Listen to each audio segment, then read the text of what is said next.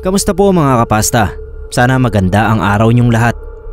Dito ako ngayon naninirahan sa Caloocan kasama yung ka-live-in ko. Pareho po kami na fan ng channel nyo. Kapag day off namin, isa sa mga bonding namin ay ang makinig sa mga kwento nyo dito sa YouTube. Ito pong isi-share ko ay nangyari noong kabataan ko. Malaki yung family namin sa probinsya. Kapag summer, umuwi kami nila mama at papa kasama yung mga kapatid ko sa probinsya namin para doon gugulin yung mahabang bakasyon. Ito yung mga panahon na kumpleto pa kami. Sila lolo at lola buhay pa. Yung mga pinsan ko ay hindi pa nag-a-abroad. Kaya naman sobrang saya talaga yung mga araw na yon. Kasi nga sabik kami na makita ang isa't isa. Hindi kagaya ngayon, Sir Neb. Sobrang lungkot na. Bihirang bihira sa amin ang magbanding. Siguro ganyan talaga kapag tumatanda ka na. Taong 2007, nasa 12 yata ako noon. Pagkatapos ng 3 days na reunion, naisipan nila tito na mag-swimming sa kalapit na dagat. Ang dami namin. 2 jeep yung inarkila namin para lang magkasya kami. Sobrang saya nung swimming na yon. Mga alas 5 ng hapon naghanda na kami para makauwi. Mahaba yung biyahe, halos 2 oras din. Kaya sabi ni Papa, bandang 7 o 8 PM dapat nakauwi na kami. Kaso nagkaproblema, nasiraan yung isa sa mga jeep na arkilado namin. Nauna na yung isa pang jeep na kasabay namin. Naiwan kami doon sa gitna ng kawalan. Sobrang dilim ng lugar na natirikan ng jeep namin. Walang mga poste ng ilaw. Sobrang lalaki ng mga puno at mga damo sa gilid ng daan. Sabi ng driver, wag daw kaming mag-alala kasi nga kaya naman daw ayusin yung sira. Pero after 6 hours, hindi pa rin kami nakakaalis. Buti na lang may dalang flashlight sila tito. Kaya kahit papano ay hindi naman kami nangangapa sa dilim ng lugar. Sa sobrang pagod, nakatulog ako. Pero nagising din nung makarinig ako ng sigawan. Pagdilat ko, ako na lang yung nasa loob ng jeep. Tumitili yung mga pinsan at tita ko na nasa labas. Lumabas din ako at tumakbo papalapit kay mama. Tinanong ko siya kung anong nangyayari. Pagtingin ko doon sa direksyon kung saan siya nakatingin, nakita ko na may 2 babaeng mahaba ang buhok ang lumilipad sa hangin. Patalon-talon sila doon sa matataas na mga puno. Palipat-lipat. Abala yung flashlight ni Tito kakatutok doon sa mga lumilipad na babae sa puno. Pati ako, Sir Neb, ay napasigaw din sa nakita ko. Yun yung first time ko na makakita ng isang supernatural na nilalang sa buong buhay ko. At hindi ko talaga malilimutan yun. Nakita kong bumalik sa jeep si Tito. Dinala niya yung malaking bag niya at may kinuha sa loob noon. Isang baril. Dala yung flashlight at baril. Tumakbo siya papalapit doon sa mga lumilipad na babae. Nagsisigawan na nga sila mama at tita na hayaan niya na lang. Pero hindi nagpapigil si Tito. Tinutok niya yung baril sa itaas at saka pinagbabaril yung mga babae. Narinig ko pa yung sigaw ng isang babae dahil siguro sa sakit ng pagkakatama ng bala. Tsaka sila nagliparan papalayo na parang mga ibon. Nung bumalik si Tito, pinapasok niya kaming lahat sa loob ng jeep habang silang mga kalalakihan ay nagbantay sa labas. Alas 3 ng madaling araw, nakabalik din yung naunang jeep. Doon na kami sumakay lahat at naiwan yung isa pang jeep na tumirik. Sabi ng driver babalikan na lang daw nila kinabukasan. Nung medyo tumanda na ako, tsaka ako lang nalaman na pugad pala talaga ng mga aswang yung lugar kung saan kami na-stranded. Kahit hanggang ngayon, Sir Neb, ayon sa balitang nasasagap ko kapag umuwi ako, madalas pa rin daw na may nababalitang biktima ng aswang sa lugar na yon.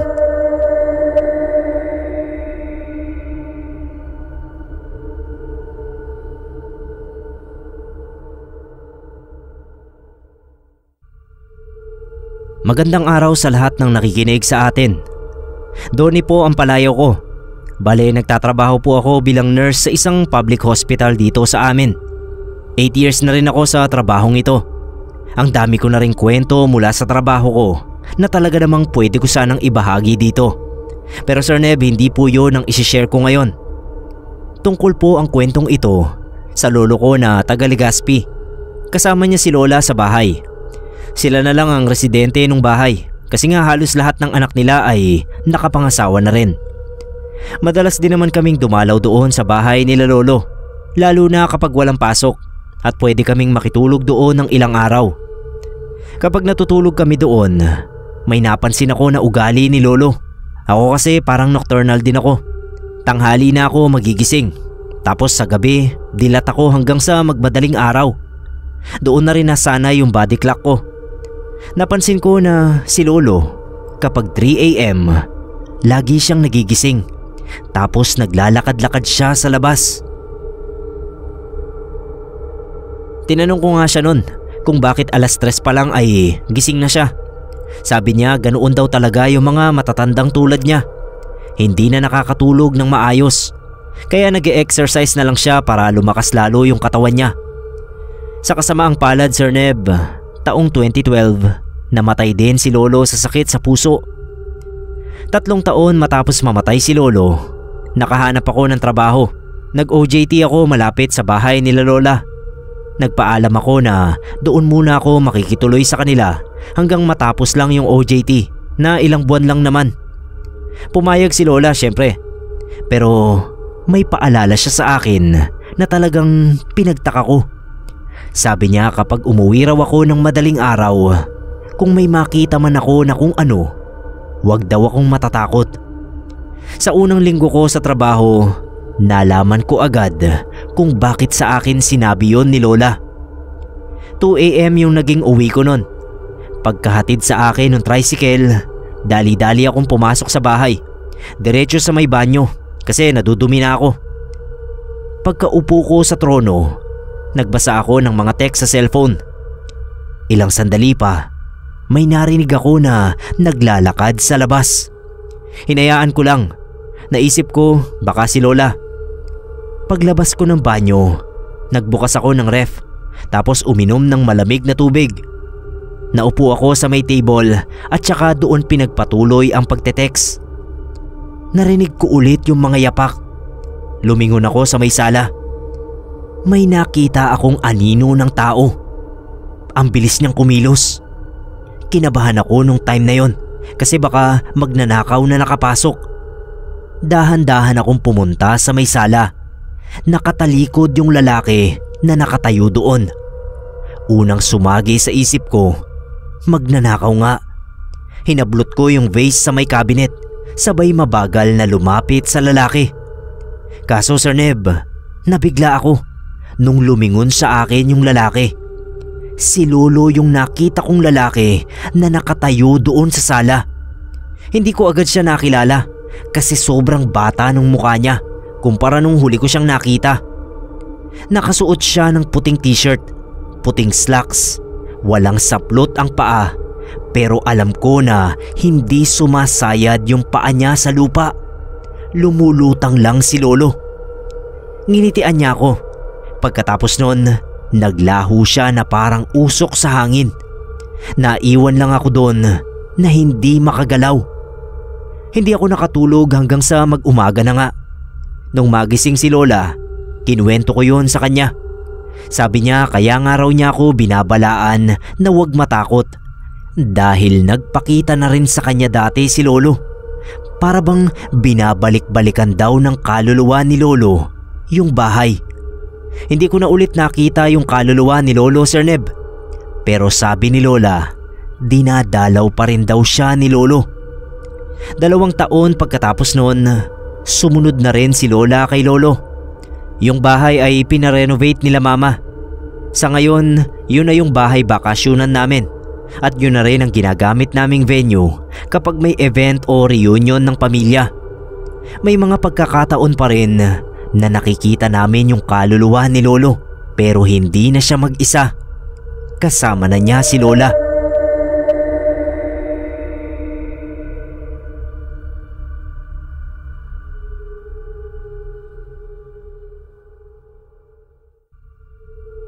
Good day po sa lahat ng listeners natin. Dahil matagal na rin akong listener, ito na rin ang contribution ko dito. Bago ang lahat, Sir Neb, Melissa po ang pangalan ko. Tubong Bulacan at nagtatrabaho sa very competitive na mundo ng BPO. 4 na taon na akong call center agent. Sa tagal ko na dito sa ganitong larangan, talagang marami na rin akong karanasan na may kinalaman sa horror. Kung pwede lang nga na ikwento ko lahat, kaso hindi.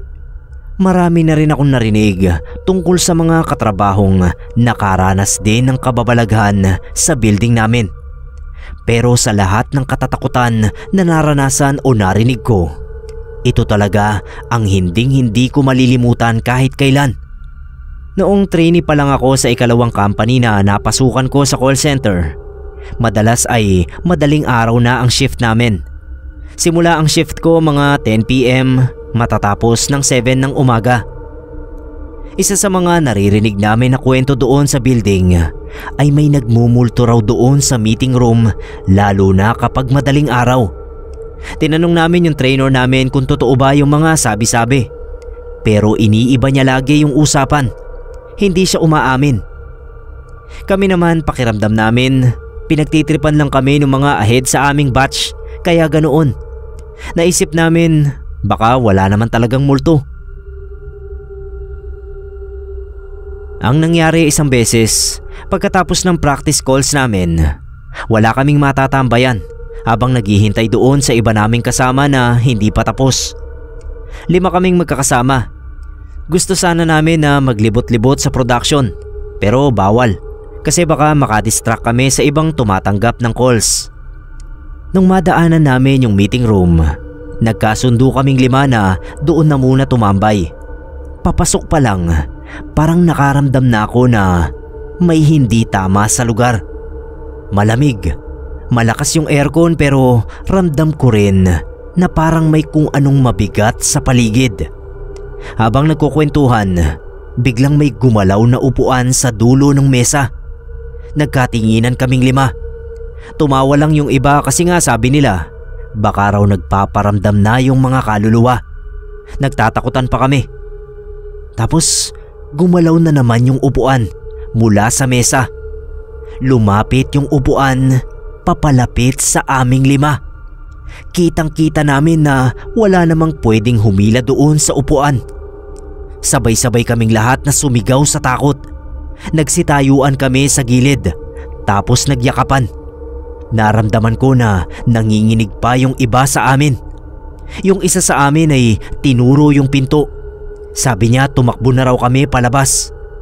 Pero bago pa kami lahat makatakbo sa pinto, bigla naming nakita yung mga babaeng nakasuot ng itim na humarang doon sa pinto.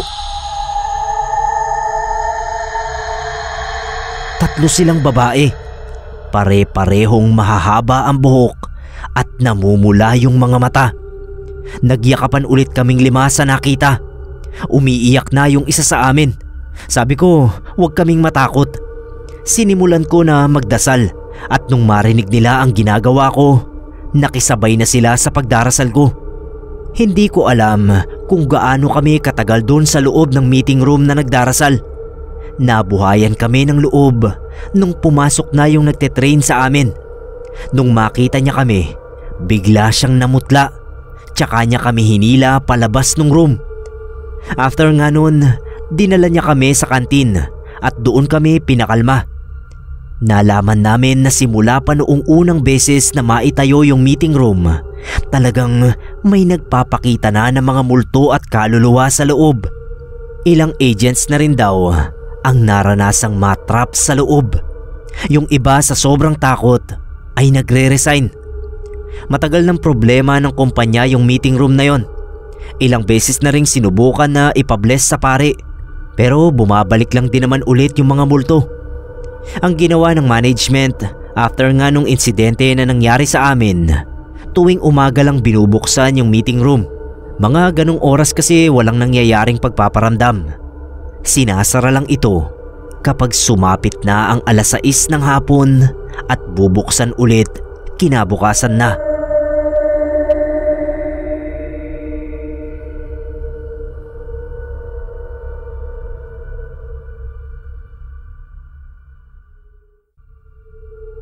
Tawagin niyo po akong Bern, Sir Neb.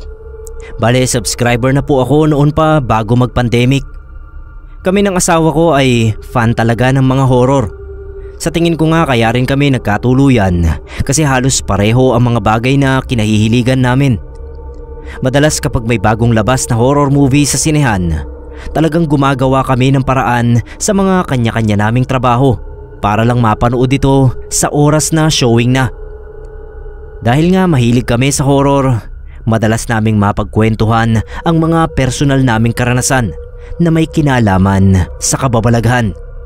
Sabi ni Sofia, yung asawa ko, mag-submit daw ako dito para may maibahagi din ako sa channel. At eto na nga ang ipapadala ko, Sir Neb. Pakiayos na lang po yung pagkakasulat at paki-ignore na lang yung mga mali-maling spelling. Hindi naman siguro mahahalata yung wrong spelling habang ninanarrate mo. Noong binata pa ako, napadpad kami ng pamilya ko sa may parting Masbate. Doon kami lumagi ng ilang taon. Yung tinutuluyan namin malapit sa isang simbahan. Yung simbahan na yon sobrang luma na. Sabi ng mga taga roon, panahon pa ng mga Kastila, nakatayo na sa lugar nila yung simbahan na yon. Usap-usapan sa lugar namin na tuwing sasapit daw ang madaling araw, yung santo na matatagpuan sa loob ng simbahan ay rumuronda raw sa gabi sa palibot noong buong simbahan.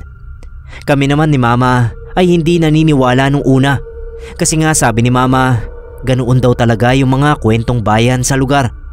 Laging may kwentong katatakutan. Kaya ako hindi rin ako natakot kasi si Mama nga hindi rin naniniwala sa mga kwento-kwento na yon. May isang beses na naimbitahan ako sa isang birthday party. Doon yon sa kabilang barangay. Medyo malayo. Madaling araw na natapos. Sobrang lasing ako nung oras na yon. Napasuray-suray na ako kung maglakad sa daan. Sabi nga nung ilang kasama ko, doon na raw ako makitulog. Kaso siguradong mapapagalitan pa ako lalo kung hindi ako uuwi. Pagdaan ko sa gilid ng simbahan, natigilan muna ako kasi nasusuka na talaga ako. Ang dami kong tinawag na uwak. Nung matapos magsuka, naupo muna ako doon sa damuhan. May napansin akong dumaan sa likod ko. Paglingon ko, nakatayo sa harap ko ang isang santong simentado na nakayuko at nakatingin sa akin. Pagtingala ko sa kanya, buhay na buhay yung mukha niya. Parang sa isang totoong tao. Kilala ko yung santo na yon, Sir Neb, kasi linggo-linggo kaming nagsisimba ni Mama. Yun yung santo na nandoon sa may katabi ng altar, si San Miguel. Agad akong tumayo. Tumingin pa ako ng isang beses doon sa santo, tsaka tumakbo ng napakabilis pa uwi sa amin. Hindi ko na maalala kung paano pa ako nakauwi. Basta pagpasok ko, dumiretso agad ako sa higaan, tsaka nagtalukbong. Doon lang nag-sink in sa akin yung takot at nerbiyos na bumalot sa katawan ko. Parang nawala rin yung kalasingan ko dahil sa nangyari. Kinuwento ko kila Mama yung naranasan ko nung gabi na yon. Tinawanan pa ako ni Papa kasi yun daw ang napapala ko sa paglalasing ng hindi nagpapaalam sa kanila. Pero nung nakita niya siguro na seryoso nga talaga ako, tinigilan na niya yung pagbibiro. Mula nga noon, Sir Neb, kapag nagsisimba ako, iniiwasan kong tignan yung santo sa gilid ng altar. Grabing phobia sa santo ang binigay sa akin nung karanasan na yun. Kahit magpasa hanggang ngayon, hindi pa rin kami naglalagay ng santo sa bahay. Kasi nga, takot talaga ako sa kanila.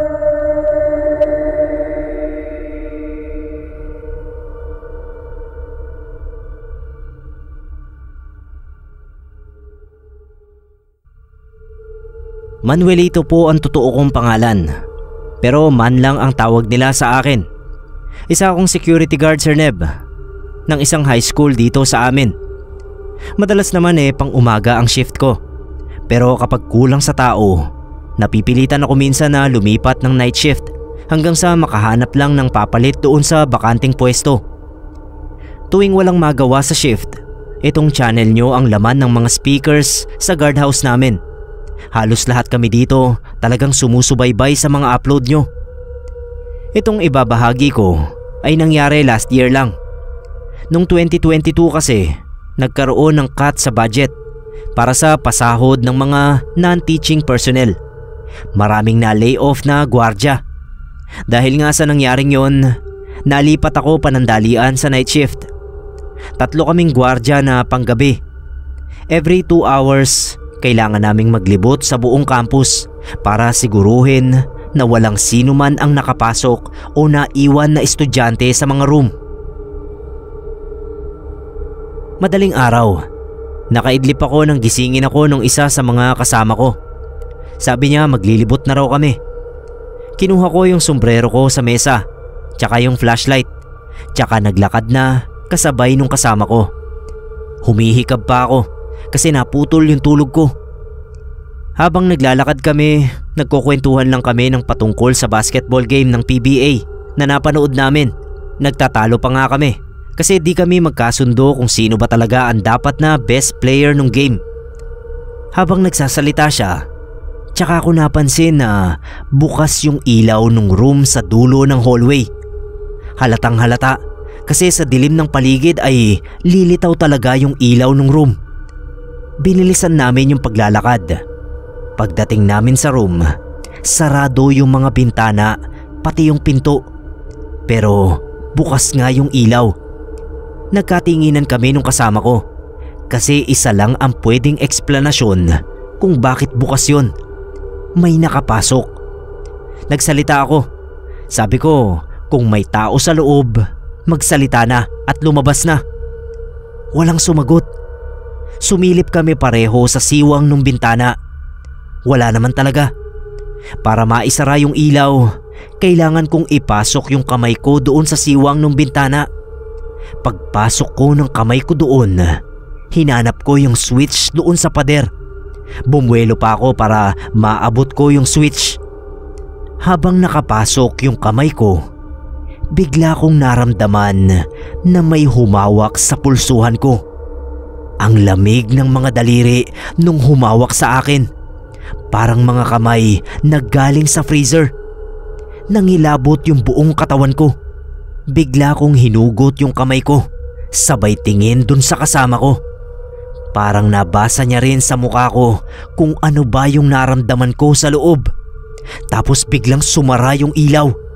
Nagpaunahan kaming tumakbo nung kasama ko pabalik doon sa guardhouse. Sobrang bilis namin na muntik pa akong matisod sa may hallway. Pagpasok sa guardhouse, nagulat yung isa pa naming kasama kasi bakit daw kami tumatakbo. Kinuwento namin yung nangyari. Pati siya tuloy ay natakot na. Ang nakakatakot pang nangyari, Sir Neb, habang nag-uusap kami ay nag-decide yung isa na sumilip uli doon sa room. Doon nakita namin na nagpapatay sindi yung ilaw doon sa room. Lalapit pa sana kami pero napansin namin na may babaeng nakatayo sa gilid ng pinto. Nakaharap lang siya sa amin at hindi gumagalaw. Nagkatinginan kami ng mga kasama ko at napagpasyahan namin na antayin na lang na mag-umaga.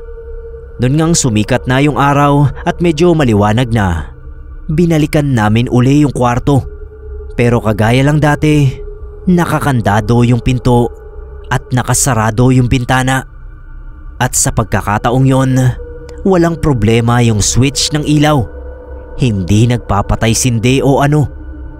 Marami pa kaming karanasan dito sa school, pero hindi na lang namin sinasabi sa isa't isa kasi ayaw din namin natakutin yung iba naming kasamahan. Buti na lang talaga, Sir Neb, at nabalik ako sa pang-umagang shift. Meron sanang night differential yung night shift, kaso mamamatay ka naman sa nervyos. Huwag na lang.